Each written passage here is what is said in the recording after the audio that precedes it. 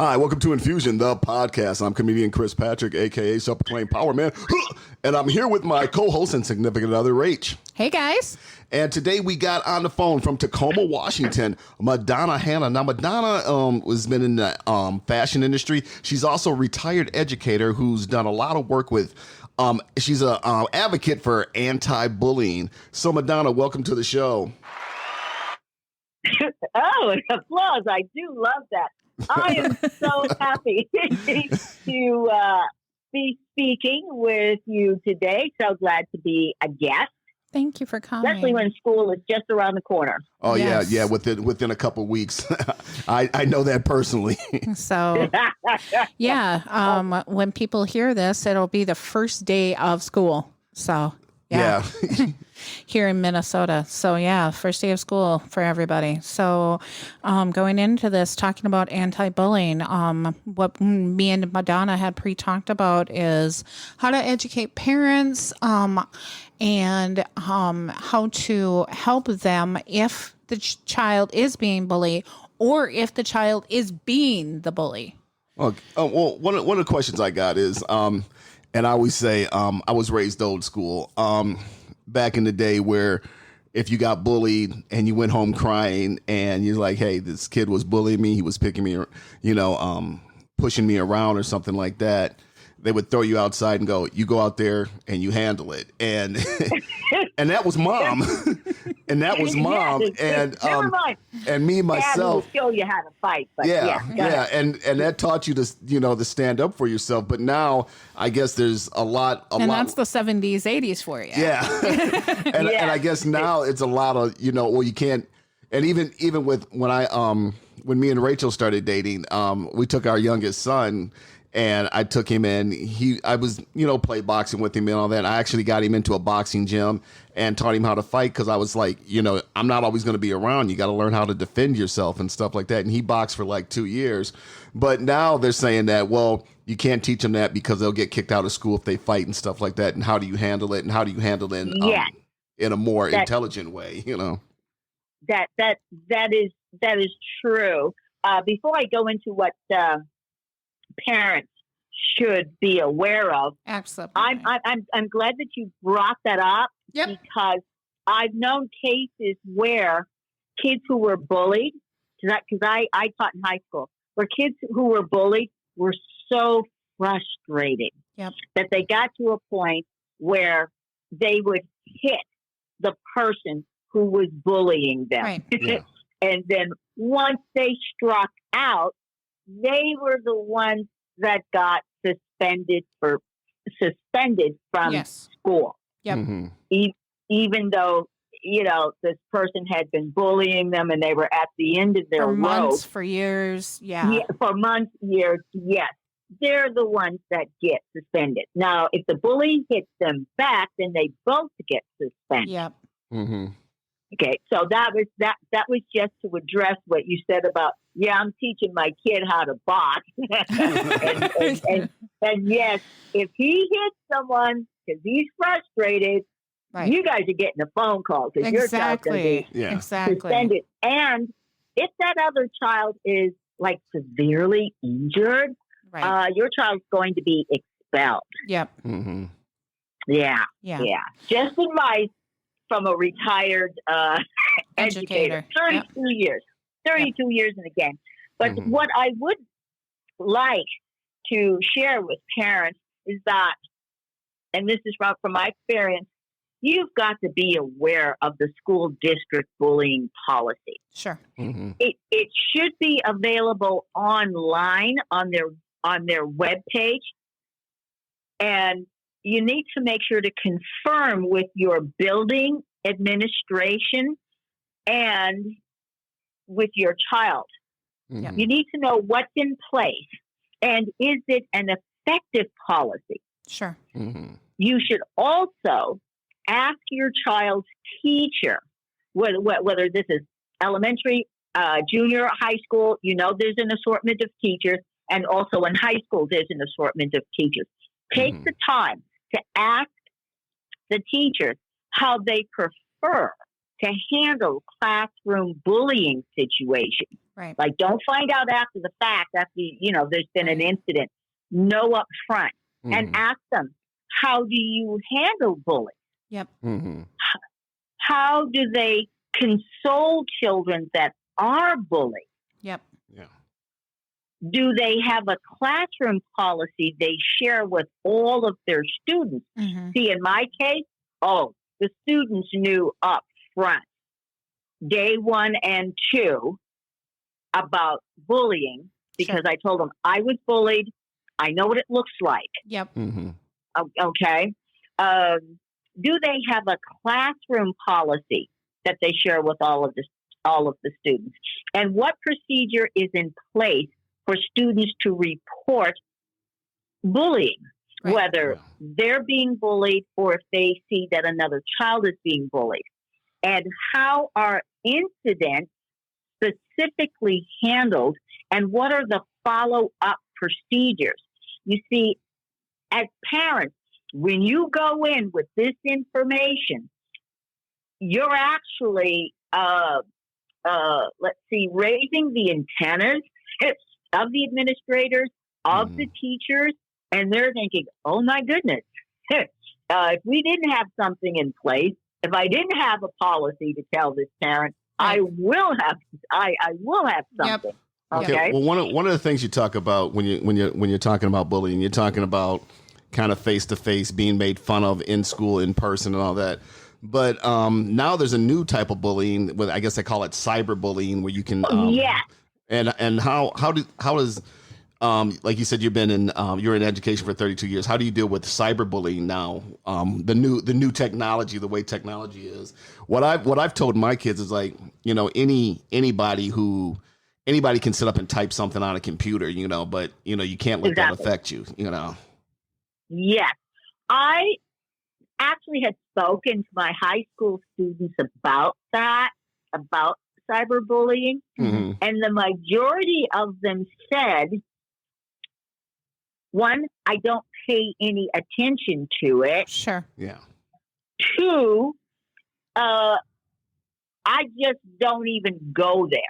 Sure. I just don't even go there, because first of all, this anonymous person is saying something negative about you.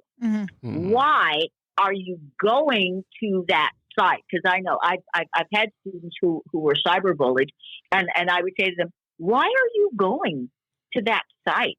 Well, a lot of those sites are social media sites. The thing is that it's so much easier said than done, because literally you need 7 to 10 happy things to happen to you before you forget one negative. I mean, yes. I mean, it's true though, yes, it's true. It's true. I would ask the student who was being cyberbullied, but why are you going to the site to look at negative information about yourself? Right. But what about social media, like Facebook, Snapchat, Instagram, those sites, TikTok, and all of those. There's so many social medias out there these days. I mean, not only are people listening to negativity in the school, now they're going outside of the school. They might hear comments on social media from the people that they are going to school with, outside of school with, and they're getting all these comments and thinking so negatively about themselves, right? And it's uncanny how negative you can feel about yourself in just minutes. I'm going to suggest that the students share with their parents that they are going to these sites, and then the parents can say, honey, why are you going to this place where you know they're not going to say good things about you? Yeah. That, we've got a self-esteem issue there. We have a self-worth issue there. Yep. I know that when I created an anti-swearing campaign, dare not to swear, there were actually people out there who thought that, well, why is she doing this? And they were saying some awful, awful things about me online.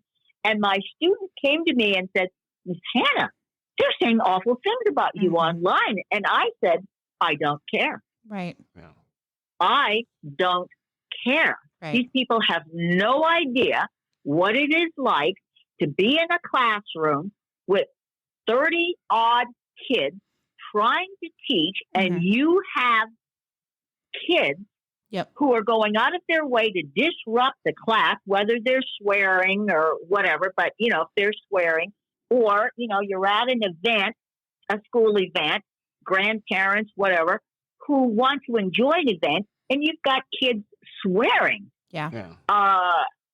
They can say whatever they want about me, but this was a program that worked. Right. You know, any time you can get high school kids to buy into not swearing and telling each other not to swear, and it works. So I don't care what they're saying. Right. And you know, the students would say, "Oh, well, okay, you know, all right." Yep. So once again, to get back to it's a self-esteem thing that the parents and I had planned to address self-esteem. But let me finish with the advice. Absolutely. This other advice to parents. I'm also suggesting that you should discuss with your children how they should handle themselves if they should be bullied. Yeah. And also ask your child, what would you do if you were bullied? Yeah. Okay, this conversation can take place after dinner or family night. And also ask the child, well, what do you think your options are? Yeah. You know, you may be surprised. They may think, well, I don't know what my options are. You know, you might be surprised that they already are being bullied. Yes. Yeah. Because I was bullied all that time, and my parents had no idea. I did not tell them that I was bullied. Now, as far as building a child's self-esteem and self-worth, I would suggest having a discussion with your child about their personal interests and their talent. Sure. Okay, Rachel, you shared with me that you have one daughter who is interested in acting. Yes. That is Elizabeth, I believe. Yep. Yeah. And another child who is interested in fashion. And I'm thinking, okay, she knows what her children are interested in. Yeah. Okay. Some parents don't. Yeah. And some children do not realize what their talents are. Yep. But I have found out, and these are things that I would ask my students, what are you naturally good at? Yeah. Are you naturally good at art? Are you naturally good at writing? Are you naturally good at cooking? Are you good at solving problems? Children, as you may already know, they are already, when they're practically sometimes when they're born, they are already displaying their talents and skills.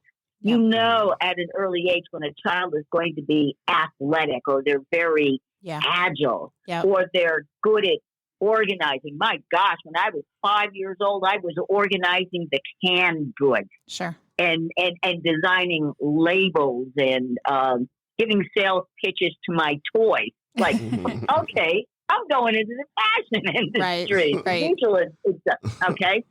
So talk to them about that and tell them how valuable that is. Because sometimes kids will look at other kids and say, oh, I wish I could do that. Right. Or I wish I could be like that. And it's like, this is you. This is what you can do. Yep. Yeah. Okay. And encourage non-judgmental communication. Things like, well, your brother's good at this. Why can't you do that? Right. Oh, look at the neighbor's kid can do this and you can't do that. Find their strengths and build on them. Yes. Yep. Yes. And ask your children about their day. Yep. Ask them if anything interesting happened. Even if they tell you the most mundane thing, that's okay. Listen, because when there's something significant that's going to happen, they already know they're going to have your ear to let you know what happened. Mm-hmm. Yeah. Okay. And even if it's not something about them, maybe something happened in the classroom. Maybe something happened in the school that you as a parent wouldn't know about unless your child brought it up. Right. Okay. And as parents, you know how sometimes you will hear children, whether it's your children or other people's children, you will overhear something and you go, well, shoot, I didn't know about that. Because it's like, well, let me find out more about this. Yeah. I know that's happened to me as a teacher, and I'm just like, oh, really? Yeah. Well, tell me more. Yep. And you have to know who your children's friends are. Yes. Yeah. You have to. Believe me. We've went through that. We've definitely went through that. Okay. Because me teaching 32 years, mostly having female students, I know that their parents don't know who all their friends are. Yep. And they don't even want to introduce their parents to certain friends. Yeah. Yeah. Yeah. Yeah. Yeah. Yeah. We've definitely had that. We've had friends. Well, kids have had friends who they want to stay a night at so and so's friends and stuff like that. And we went over after the fact and introduced ourselves and we're her mom and dad, we're their mom and dad, and how were they and all that. And good. They're all, oh yeah, it's good to meet you. Yeah, we just wanted to know who you were. And our kids would give, oh, why'd you do that? You're so embarrassing. Because you're responsible. Yeah. Yes. Yeah. Well, plus another thing too, stories that I overheard. Oh, my mother, doesn't know them or whatever. And they go over to a friend's house, but then they sneak out of the friend's house to go meet other people. Yep. Yeah. Yeah. Yeah. Believe me, that happens quite a bit too. Yep. Let's see. Like I said, know their friends, know where their friends live and ask to meet them and note the friend's behavior. Yeah. And note the effect that these friends have on your children. Sure. And note the personality of these children. Are they kind? Are they mean-spirited? Are they outgoing? Are they leaders? Are they followers? I know that sometimes, I heard a parent who said, oh, well, her friend is a little mean-spirited. It's like, but I'm sure she'll grow out of it. It's like, no.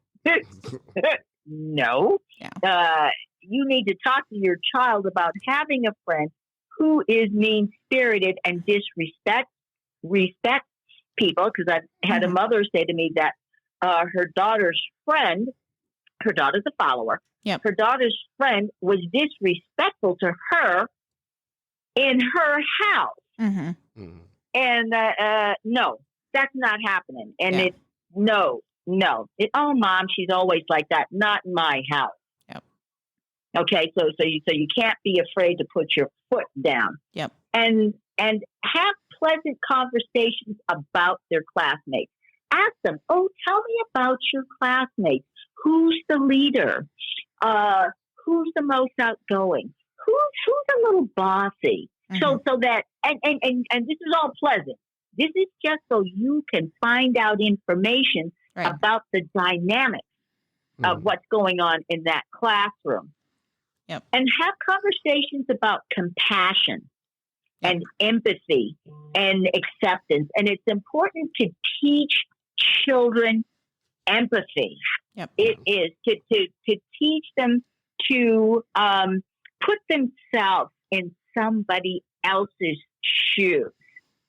Chris makes fun of me, but I like my Hallmark Channel and I like my Pure Flex and stuff like that. He makes fun of me. He's like, "Oh my God, really?" I'm like, but these conversations didn't happen like I'm gonna sit you down and we're gonna have these conversations right now. It was over time. It was conversations over time. It wasn't, let's have a huge family conversation about everything right now. But what is it with, not to sound old, but what is it with kids nowadays? Because when I was growing up, I mean, swearing in the household was just, I mean, I couldn't even say the word damn. That was that was unhard for. But I noticed kids nowadays are using stuff that I would never use. But I think it's also a thing too, is that we weren't allowed to swear at homes, but when we got outside, because you know, it's that kind of different thing. You know, we were told, It's like, to me, it's like drinking. You know, you're always told to stay away from it. But when you get older, that's the first thing you want. You want beer because you've been told not to have it. You know, but exactly. And that was and that was one. But learning not to swear at home, I also learned, you know, how to respect adults and how to talk to adults, and that you don't talk that way to certain adults and stuff like that. But I know exactly. And I'm gonna. There has been a breakdown in that. The anti-swearing campaign that I developed came about through a survey, and we found out that the parents didn't like the swearing that was going on at the school. The business people, see, at a high school, you have a lot of business people coming in, and they didn't appreciate hearing kids swear, especially if they come in during lunchtime and when students are passing in the hallway. And the students did not care for the swearing. And that's how the campaign came about. And eventually we got to a point where anybody could say, dare not to swear to someone who was swearing, and kids would watch. And I did find out from the elementary school children in our district, I was told that the second graders were taught how to swear by the third and fourth graders. You never know what you're going to find out. I mean, sure, kids hear their parents swearing, the parents swear at them, but to be told by a very serious, fourth grader that, the second graders are learning it, the third graders and the fourth graders are holding court, teaching the second graders how to swear. Well, see, that's interesting. Like I was saying, because when I remember when me and Rachel first started dating, I met her mom and I said, "Hi, Mrs." And she's like, "Well, he's calling me Mrs." And I'm like, "Well, that's the way I was taught by my parents. When you meet somebody, you always say Mr. and Mrs., So with a few minutes left, how does the parent deal when they find out that the child is the bully? There are, from my personal experience, there are two ways that parents react. Mm-hmm. The first is, "Oh my gosh, I didn't know." Right. And the second is, you know what it is? "Oh, not my child." Yeah. Oh no, not my child. This is your fault. This is the school's fault, and the blame is on everyone except for that child. Mm-hmm. It is very, very difficult, and unless somebody else out there, it is very difficult, and it's a delicate situation when you have a parent who is a bully themselves, and they tell you that their child is not a bully. It is very, very difficult for everyone to come to some kind of negotiation. Sure. Mm-hmm.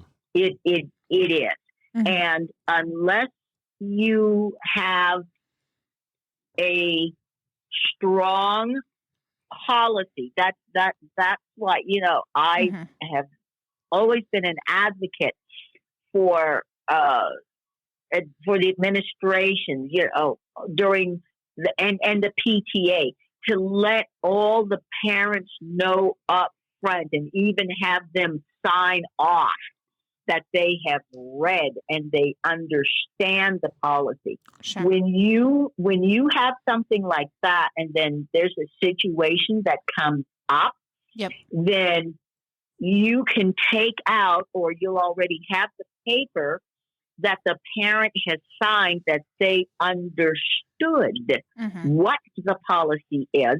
And also, when you have everything in place, like what is your policy? How does the teacher handle it? This is how we handle things. When you have all that evidence in front of you, confronting a difficult parent, Sure. then it becomes harder and harder for them to resist.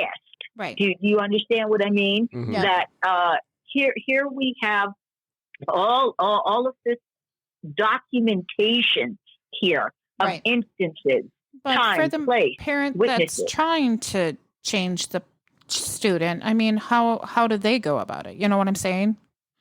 Like, how do they have those conversations with their student? That's where you can get the teacher, the counselor, and the parent on board with the child. Right. And ask them why they feel they need to bully. And I have had those conversations with students in my class who were bullies. Because I was wondering, how do I wind up in a class, with these kids that are bullied and they know how I feel about it? Once you have a conversation with those kids, they will tell you, well, I was a nice person until I was bullied. And then I felt I had to protect myself. Okay. So I became a bully. Sure. Or they'll tell you that they're the youngest in the house and they're bullied by the other kids or the other children in the family. Okay. Does that make sense? Yep. Yeah. Yep. Okay. So, just to kind of finish things up. Yeah. I would like to have parents share with their kids if they were bullied. Right. What happened to them? Absolutely. How did they get through it? Right. I would have parents share their school experiences with their children, and also ask their children, how do you feel about your school? How do you feel about your teachers? How do you feel about the other students? How do you feel about activities? And ask them, are you involved in an activity? Sure. And which ones would you be interested in? Yeah. Yeah. Yes. And especially if the parents were bullied, share any kind of resolution and positive outcomes. Sure. And this could be a bonding moment. Yep. Because it lets the child know that, oh, well, I'm not alone. Right. Because it seems like they're the only one being bullied. Because, Rachel, I told you, I was the only black kid in my elementary school class. Yeah. Well, we're kind of one, because when I grew up in South Minneapolis, then when at the age of 8, I moved to an all-white school in Maple Grove, Minnesota, a suburb outside of Minneapolis, and I was bullied, but I got in a lot of fights. Let's just that's how I handle bullying. What you want to do these days? Sure, when it's just you and you think this is how it's always going to be because that's your circumstance at the time. Yeah. But I had to learn later, and I do share this with children, that you could be bullied for anything. Absolutely. You could be bullied because you're pretty, bullied because you're tall, because you're short, because you got straight hair, curly hair, you have freckles, where you live, where your parents work, the kind of car your parents drive. You can be bullied about anything. But at the time, Chris, when you and I were growing up in all white, suburbs of a major city, it seemed like, oh no, why me? And it seems like it's going to last forever. But it doesn't. You most people overcome. I know some people who to this day still feel the effects of being bullied, and they're going to counselors. And then there are some of us many years who later. come through it. Who come through it. Okay, well, thanks a lot. We had an interesting conversation about being anti-bullying, about being bullying, and also anti-bullying, ways to deal with bullying. If there's any way they want to get a hold of you, you got a website or anything you'd like to share? Yes. My website is dropkickthedrama.com. Dropkickthedrama.com. Yes, and it talks about my, career as a teacher and being available to speak at conventions and that sort of thing. Okay. And my email address is madfashion2001 at yahoo.com. Mad so that's Fashion MAD 2001 at yahoo.com. Yes, Mad Fashion if they want to get a hold of me. Okay. Yes. All right. And I'm on Instagram and all that sort of thing too. So. Okay, and if you can look for Madonna Hanna on would you say Instagram and Facebook? Yeah, Instagram is fit. It's Madonna Fit, Fat, and Fabulous. Fit, Fat, and Fabulous. On Instagram, yeah. On Instagram, okay. All right. Well, thanks a lot for joining us for this podcast. It was interesting. We learned a lot, and I'm going to let Rachel close us out. All right, you guys. Once again, we come to an end. History is built on lines of hate. On here, we're trying to build lines of love and trying to teach you guys how to be your best advocate. Until next week, have a great one. Thanks for joining us.